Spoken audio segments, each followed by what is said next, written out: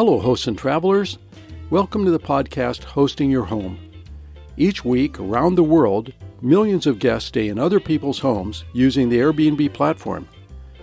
Debbie Herder looks for stories that come from these connections. Listen in as we hear stories that teach us the human side of hosting your home.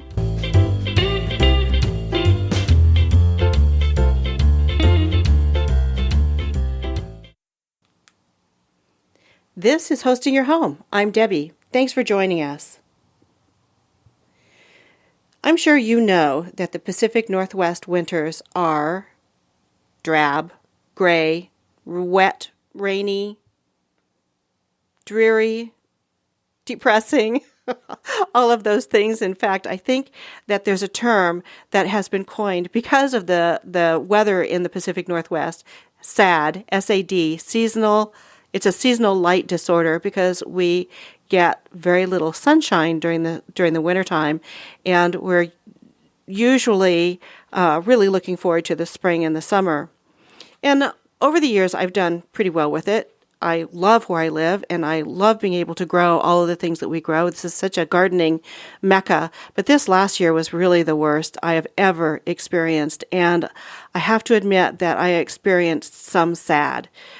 So in the springtime, we finally were able to think about where we could go and get out for a little bit. And I really wanted to go someplace that was sunny and warm, that would just kind of warm my soul. And we chose to go to Sedona, Arizona. Our experience there was absolutely magnificent. And the house that we rented was perfect for our needs, and our vacation rental owner / manager was just a charming, vivacious sprite of a woman, and I couldn't pass up the opportunity to interview her for this podcast. Her name is Michelle Fitzgerald, and she is just the sweetest thing, and I learned so much from her. It's really fun to sit down with another vacation rental owner who we shared a lot of the same kind of experiences with different platforms, and I learned a lot from her, and I just really appreciated the time that we spent together, and I hope you do too. So listen into our conversation, and I'll be back after. So it's my pleasure to be sitting here with Michelle Fitzgerald in sunny Sedona. And I'm staying at Michelle's lovely cottage called Willow Way Cottage, and it's exactly what I had dreamed that it would be. This is exactly what I wanted when I was thinking about leaving the rainy, cloudy Portland area and going someplace to just warm my bones.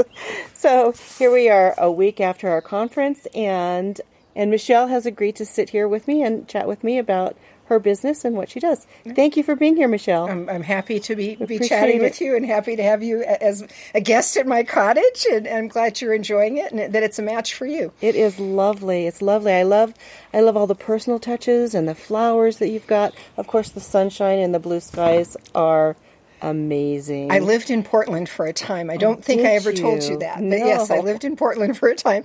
So, and I know what it's like to have the lack of sunny skies for long stretches there. So it's a beautiful place, though. But no, I know exactly why you might want to get to Sedona, Arizona. So you have been, well, first of all, I found your space on Vacation Home Rentals. And I understand that you list not only with Vacation Home Rentals, but also with HomeAway and VRBO.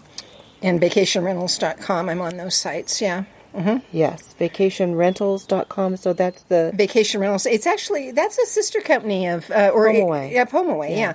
I'm assuming that everybody that maybe I better check it, but I'm assuming that just by doing the annual HomeAway thing, you're automatically on vacationrentals.com. It's a pretty good performer for me.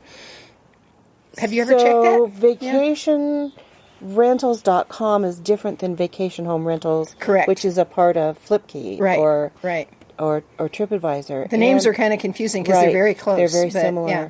And my understanding is that if you purchase are you subscription? Yeah. Mm-hmm. Okay, so if you purchase a subscription on VRBO, that allows you that exposure in that company. But to be on HomeAway, you need to buy another subscription. Well, I have a home. Well, here's how it seems to be working for me. I have a HomeAway subscription, and I'm also automatically on VRBO. Now, I have not, and this is great that this is even coming up in the interview because I will now double check, because I haven't checked since the whole new subscription thing with HomeAway kicked in. But I assumed I was still on vacationrentals.com because they own it. But I'm definitely on VRBO because I'm getting bookings from there, and I just paid the one HomeAway annual subscription fee. Isn't that interesting? So one of my properties is on, all of my properties are on VRBO. I've got one of them on VRBO and HomeAway, and it cost me an extra $350. Now that is interesting and worth checking out. Yeah, I think maybe we both better check that out. Maybe we've spilled the beans here. We better both check it out. I'll check out vacationrentals.com. You check out the whole thing.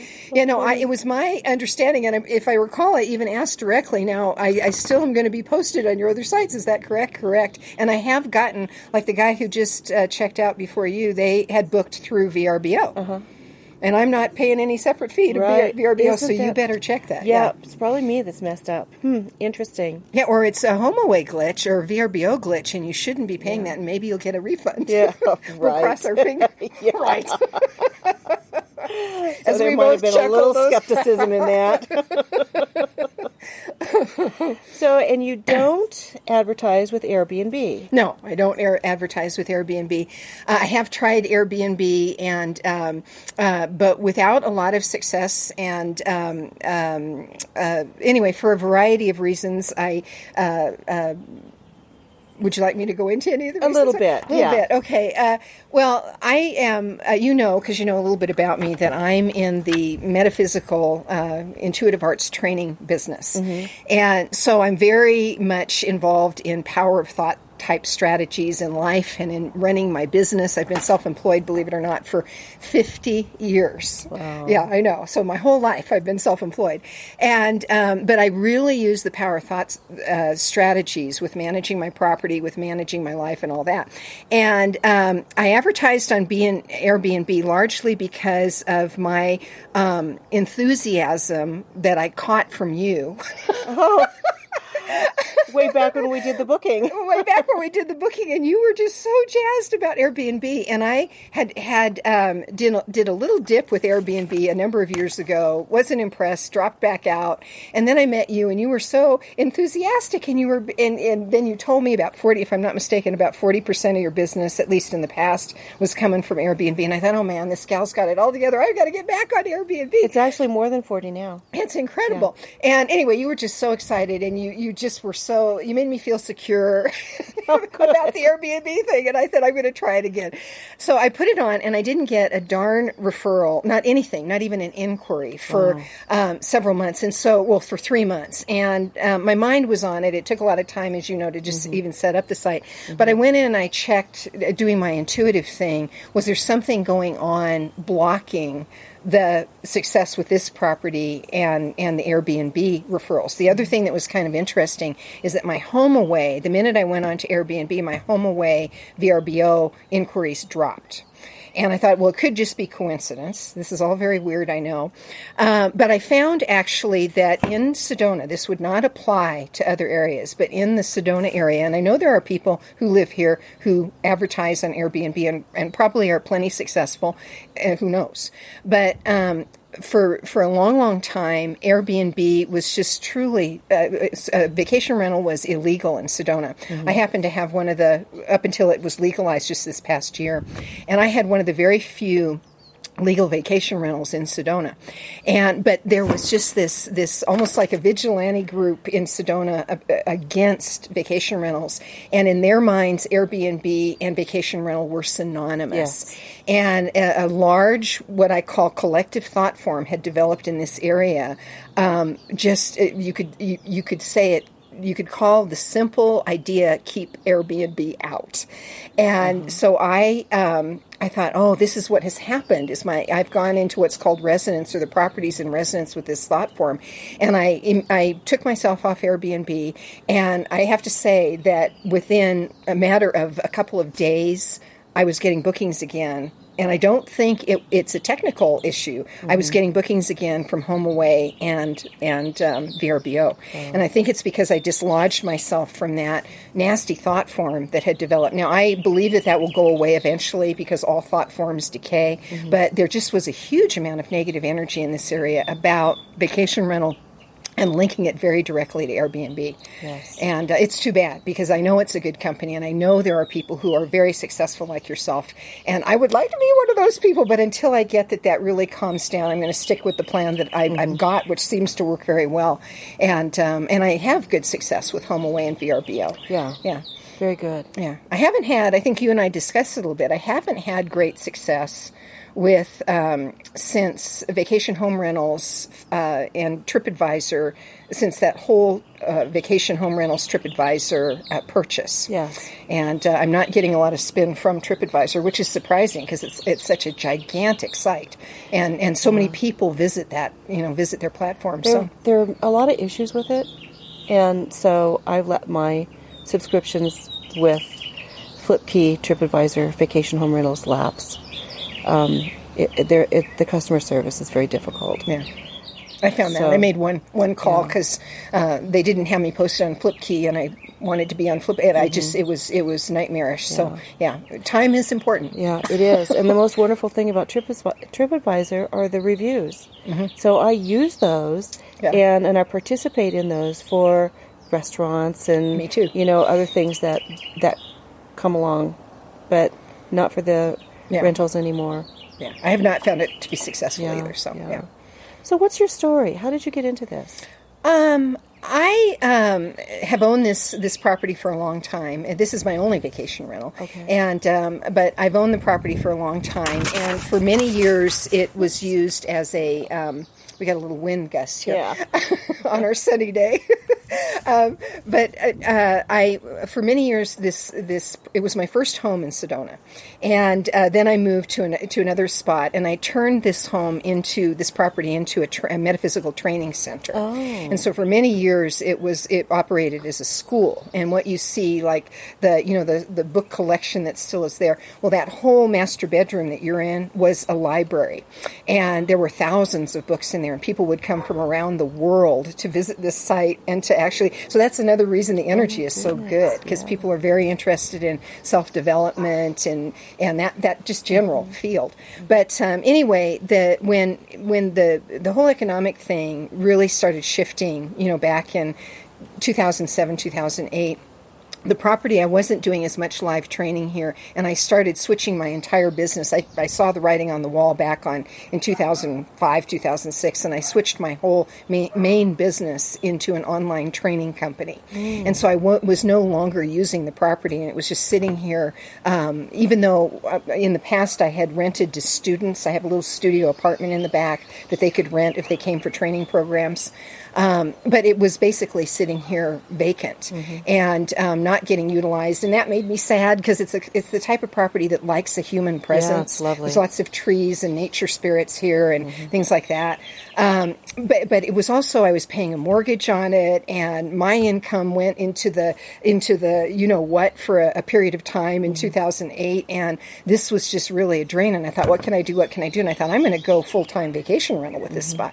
So back in 2007, 2008, I converted it to full-time vacation rental, and it was a wonderful decision. Were you immediately successful? I was immediately successful. So what is your, I know you rent Saturday to Saturday. Yeah. Mm-hmm. So you have a 1 week minimum. Right. And which is lovely. I like it as really an owner. Nice. Yeah. What would you guess your percentage of booking your reservation rate might be? Well, my reservation rate is, you mean out of inquiries, how many bookings do I get? Well, I'm thinking how many nights a year are you booked? Oh, well, how many nights a year? How many weeks a year are you booked? How many weeks? Well, I was running up until this past year, and I'll share why. You may have had your own little dips in business, but I was running the whole time, starting the first year out the gate, about, believe it or not, 80%. Very good. Yeah, I thought so. And one year it even got up to 85%, and I felt then that my rents were too low, so I raised my rents. That's what you should do. Yeah, that's what exactly I raised my should rents do. and did that. But so I think it's pretty good. I've got a fairly high closing rate. I think that's a byproduct of, number one, I've got a sales background, and I know how to develop rapport with people pretty quickly, even by email. And so when an inquiry comes in, I'm usually pretty good, if it's even generally a match, at quickly establishing a relationship. And I think this business can be. I think it's, regrettably, there's a lot of stuff that's happened in the last couple of years that make it more difficult to develop relationships. But my business, it has been very much relationship driven, and they just flat out like me. A general rule in sales is people tend to buy from people that they like. True. And people tend to like people who are most like themselves. So if you are likable and you set up you're clear in the description of what you're, in your titles and everything else, so that the people that are like you, meaning they're going to like your personality, they're going to like what you've got, because they're going to resonate. They're going to be the ones that inquire. And and so the inquiries that I do get, I have a pretty high closing ratio. And do you have a certain method that you use to establish the relationship after that inquiry comes in? Well, as soon as the inquiry comes in, I send, and I always respond. I never respond with an autoresponder. I actually don't use the HomeAway auto booking process. I do get credit for online bookings so that I can stay high in their search engine results, because they have their parameters for where you get in their rankings. Yes. But I use the system where all the bookings go through me. The initial inquiry comes through me, but the whole payment process is handled through me. They get an email from HomeAway automatically. They'll get one once I approve the booking. And they're told that they're going to hear from me, and I'm going to send them a PayPal invoice, and they'll be able to pay by credit card. I wrote the draft of what HomeAway says is going to happen to them, and so and it keeps them in my financial loop versus HomeAway's financial loop. Well, how is that going to change for you now that they're taking off the guest information? Beginning like 5 days from now, they're going to be taking out all of the contact information of the guest until it's booked. Well, as long as I do all my communication with the guests through the HomeAway thing, because I like the paper trail, or we'll call it the electronic trail of the communication. Yeah, so you think they'll let you book without running the finances? Sure, because I'm making them a ton of money. That's all they really care about. I don't mean to be, but that's really, they're still getting their fees and all that. I'm just keeping, for my own reasons. With my other business, I'm a huge PayPal customer. I do a large volume with PayPal. And so when HomeAway did its switch and they wanted all the bookings, they wanted you to do their HomeAway payments. Book It Now thing, yeah. Their Book It Now. Well, customers who inquire about my property can book it now. Okay. But what's going to happen when they press the button to pay, they're not going to go through PayPal or through HomeAway's system. They're going to see a message that says they will be receiving an invoice from me. And which they I want to do that. Which they then do. And yes, which they then do. And then I control that. There's some nice aspects of that, in that I have a zero tolerance cancellation thing. So when someone gives me their deposit, that money, I have virtually no cancellation, so it's not that big of a deal. But I like the fact that if someone did back out of a deal, that I wouldn't be out anything.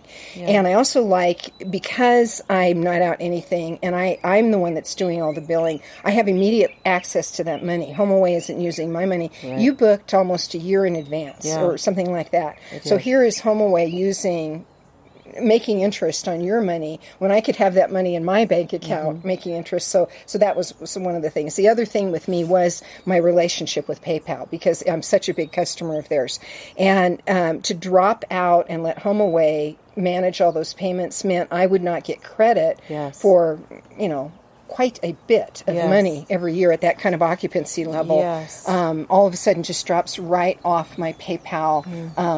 You could call it credit of transactions that run through their company. Yeah. So I was unwilling to give that. I would have given it up I if I didn't know had there to. was an option. There is an so option. So this is really great to hear because I use PayPal too. And the money that I started putting through them went way down because, Airbnb keeps all the money and they will deposit it into PayPal. So that went okay. But I don't particularly like the HomeAway credit card process that they use. It's a little cumbersome. I like PayPal better. Well, thank you for that. Yeah, and that'll be helpful. The other thing about PayPal that I like and that I've always liked is that PayPal is not limited to PayPal, and I make sure people understand that, guests understand that, so they don't think that they have to have a PayPal account or anything like that, because they don't. It's easier actually if they don't. It's easier if they don't, and they can pay by credit card. But I actually explain that, so they get the little note from HomeAway that says now you'll be contacted by the owner. You'll get an invoice. You can pay that with PayPal and or any major credit card, which is true. Yeah. And it just works like a dream for me. Now, I booked your place through Vacation Home Rentals, which had no service fee at the time. Right. And that's really why I did it. It was through them because I really love that there was still one platform that had no service fee. Yeah. And now it does. Yeah. Now they have up to a 15% service fee. And it's very interesting because that when HomeAway did its bit and did the transfer and started charging fees, my HomeAway, just like everybody else's increase, dropped way low. Yeah. My vacation home rental increase shot off the roof. Right. But then as the HomeAway thing settled in, the vacation rental, home rental increase dropped significantly. And so I dumped my subscription-based program with Vacation Home Rentals and I went on to their straight TripAdvisor, pay the commission at that point when I just wasn't getting any action from Vacation Home Rentals. Right. So, because you can always re-sign up, so. Interesting. Yeah, it's all very interesting. But you should check it out. I can't see any negative. They have confirmed, HomeAway has more than one customer service rep has confirmed verbally for me that me doing the optional money processing the way I'm doing it is not affecting my placement in their system. Good. But what will affect the placement, I know for a fact, is if you don't get bookings. You got to get bookings. You got to get the bookings. You got to get bookings. Now, I don't recall seeing a rental contract. Do you send a rental agreement? There's a rental agreement. Now, when you booked through me through Vacation Home Rentals, I emailed you a rental agreement. Okay.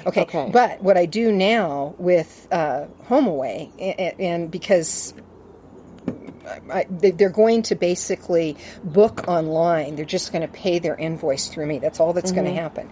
And so I have a generic, detailed as the one that you signed, rental agreement that is an attachment to the both my PayPal invoice and to the HomeAway contract that they signed. So there is a rental agreement that's identical to the one that you signed. Okay. Yeah, I have one uploaded on HomeAway too.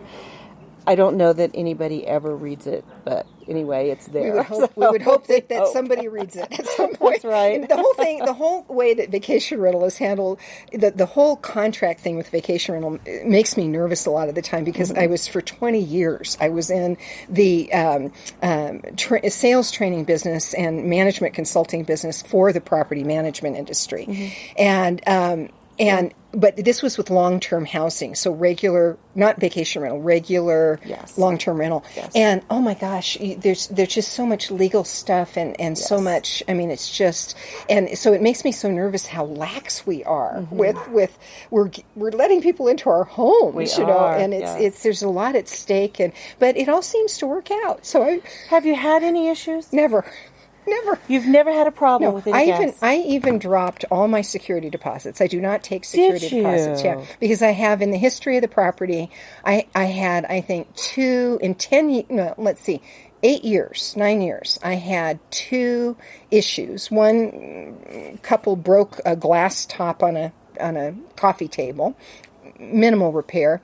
And one guest stayed, and at the time I was renting the little studio apartment in the back as a supplement, and they booked that so they could put their teenage son in there, and the son smoked, which is an absolute no-no on my property. And so I charged them, the full thing. But that is it. Wow. And so I've had so few incidents, and the amount of money that we're usually talking about in regards to a security deposit anyway is so minimal. I mean, what do you charge? It depends on the house, but $200 to $600. Okay, yeah. So if it was $600, somebody's going to take you, that's very serious. Yeah. I think a $200 security deposit, in my opinion, or $250, which is what I was charging, doesn't carry a lot of weight. No, if somebody's going to do something, the $250 is not going to dissuade them. True. So I just dropped it, and it's hassle-free.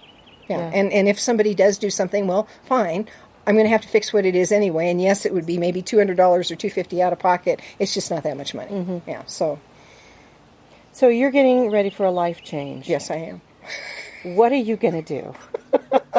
I am going to move to Ireland, and which is a pretty big deal for me. Now, our listeners can't see you, but you are just the cutest thing with that red hair, and you're just so darling. You look like you must be Irish, Fitzgerald, right? Yeah. Michelle. My other surnames are O'Brien, Fox, McClement, and Fitzgerald. Yeah, both sets of grandparents came over. I'm only second generation American. Yeah, so they both came over. Are you like air quotes going home?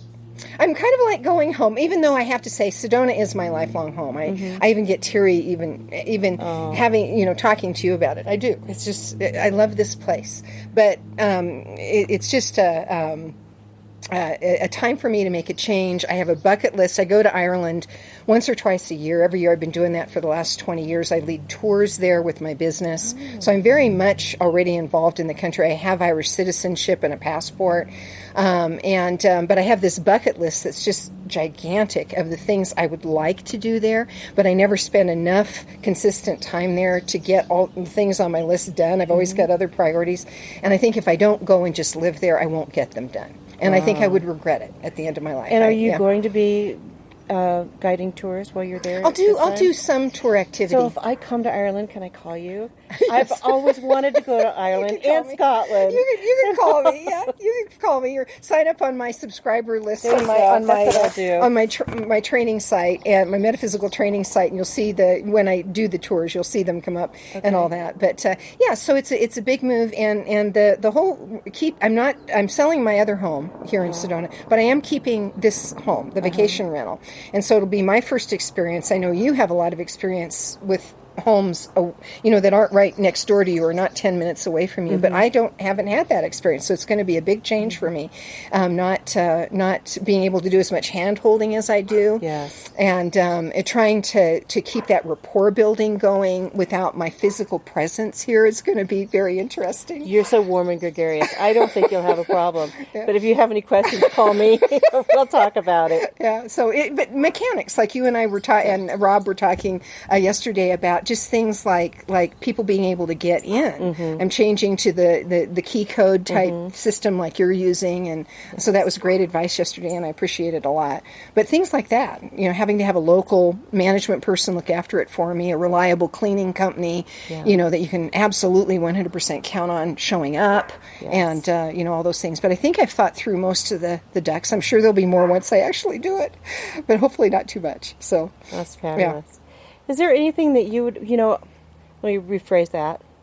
So on the website, we will have a picture of you and a link to your listing. Okay. And is there anything else that you would like to have our guests know about you? I don't know.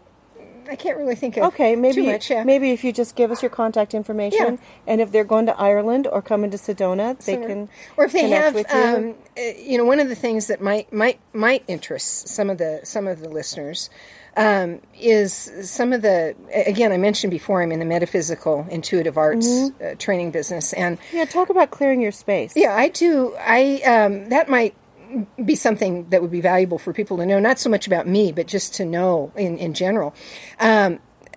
I do a regular amount of advertising here, but probably not as much as many vacation home rental owners. And I do have good closing statistics and all of that. But a large part of what I believe makes me successful is the fact that I do energetically manage this space. So I am very regularly, many of the people who are listening may have heard of space clearings, either through feng shui or things like that. I'm very religious about doing space clearings here. So, for example, when the last guest checked out, in between their checkout and your check-in, I personally came over and I did a complete smudging of the space. That's where you can use different elements to either with steam or with smoke or whatever, but you clear out the thought and emotional imprints of the prior guests. Mm-hmm.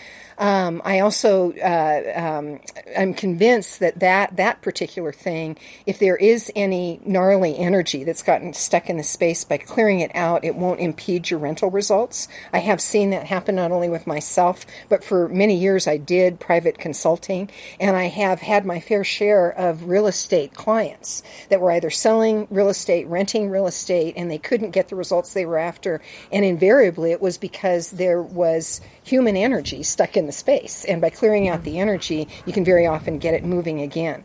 And so I do that very religiously. Can you feel it? I can feel it. Yes. And you mentioned that you could feel, what were you saying earlier? It felt clean. It feels clean. It didn't feel like there was anything hanging around, but... Yeah, no, there are people when they sleep in a bed, they leave an imprint. I call it a bed pattern.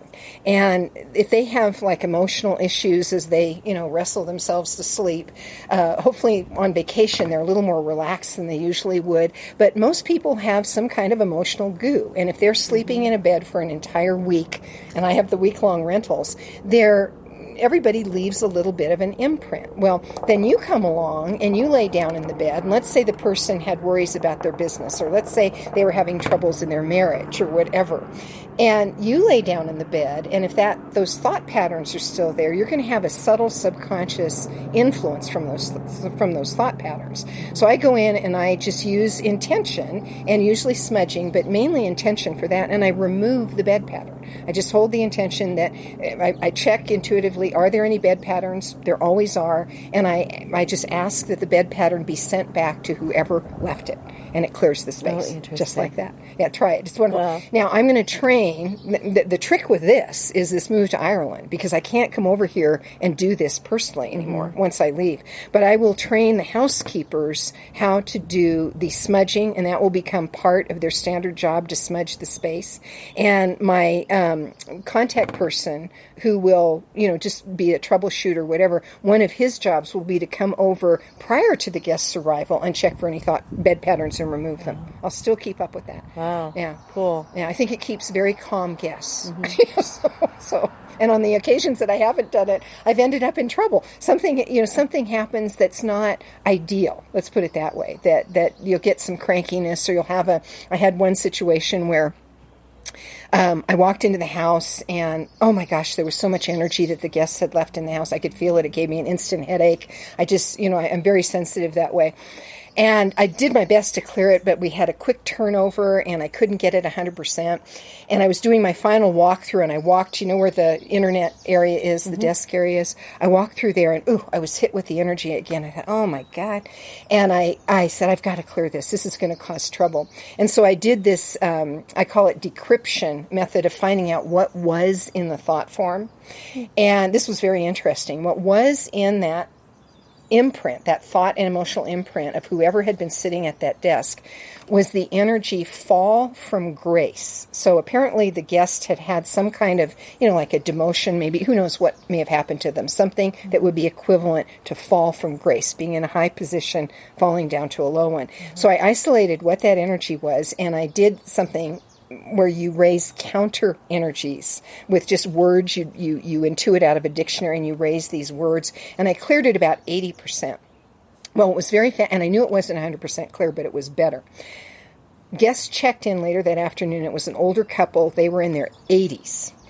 And that night, the woman of the couple was coming down the stairs here, and she tripped on this. Only accident I've ever had at this property. She tripped on this step down, fell down, food went all over, she skinned her knee. Now, luckily she was not harmed to the point of needing any kind of medical attention or anything like that, but that could have been a catastrophic accident. And I'm convinced that had I not caught what was going, had I not known what had gone on and buffered it down 80%, I didn't even get it 100%, buffered it down 80%, that would have been a catastrophic accident. And blah, blah, blah, blah, blah. So that's... And here you are falling. Yeah. It would have been a more significant fall. She fell. She fell from grace. And, so that's the kind of thing, that I'm interested in my business and my personal life for, decades now. So I factor it into my rental property as well. I'm always paying attention to that kind of stuff. But wild and bizarre stuff. Michelle, you are fascinating. Thank you so much for being here. I really appreciate it. You're welcome. I think this is going to be a super podcast. Thanks for listening, everybody. Bye-bye. Isn't Michelle delightful? That was so much fun. And I have to say that her place reflects the kind of person that she is. The cottage was bright and warm and light-filled, and the surrounding area, the yard, was well taken care of with the bushes blooming. Roses were blooming. Oh, they're just beautiful. And all the beds were well manicured, and I love gardening, so it was really fun for me to go around and look at the different flowers that were growing in the area and compare growing seasons and things like that. Being able to sit in the sun in the morning and drink my coffee and listen to the birds and have a quiet meditation were exactly what I was looking for. And the neighborhood was so quiet that we were able to sleep with our window open a crack, and in the morning it was the birds that woke us up, and it was just delightful.